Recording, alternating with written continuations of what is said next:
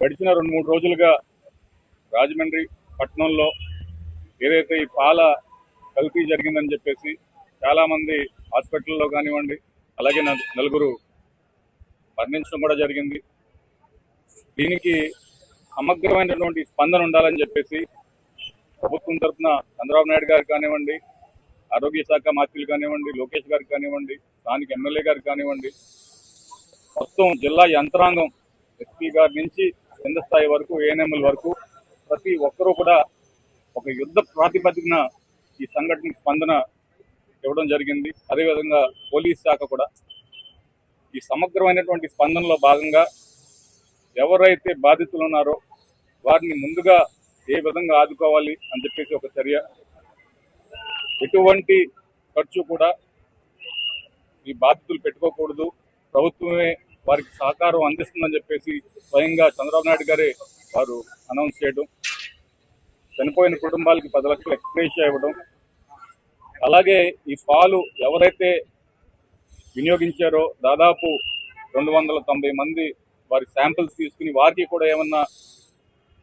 ఇటువంటి కండిషన్స్ ఏమైనా ఉన్నాయని చెప్పేసి వారికి టెస్టులు చేయడం జరిగింది. 240 శాంపిల్ ఇప్పటికే రిజల్ట్స్ వచ్చాయి.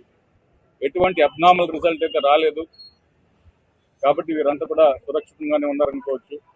అయితే దీనికి ఒక పక్కన వీరందరినీ కూడా కాపాడుతూ మరో పక్కన దీని మూలం ఏమిటి, ఎలా జరిగింది, ఎందుకు జరిగింది అని చెప్పేసి ఆ విచారణ కూడా చేపట్టారు. ఈ గణేష్ అనే వ్యక్తిని అరెస్ట్ చేయడం, ఇవాళ కోర్టులో కూడా ఆయన్ని ప్రవేశపెట్టబోతున్నారు. అయితే ఇక్కడ మీరు గమనించవలసిన విషయం ఏంటంటే ఈ పాలు వ్యాపారి కూడా అదే పాలు వారు కూడా వినియోగించుకున్నారు. అంటే ఆయన కూడా తాగాడు ఆ పాలు.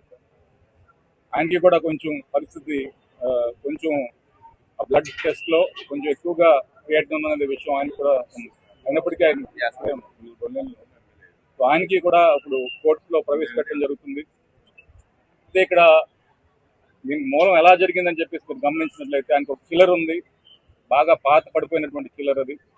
అందులోంచి ఎథిలిన్ గ్లైకాల్ అనే ఒక పదార్థం రిఫ్రిజరెంట్ ఏదైతే ఉంటుందో అది పాల్లో కలిసింది.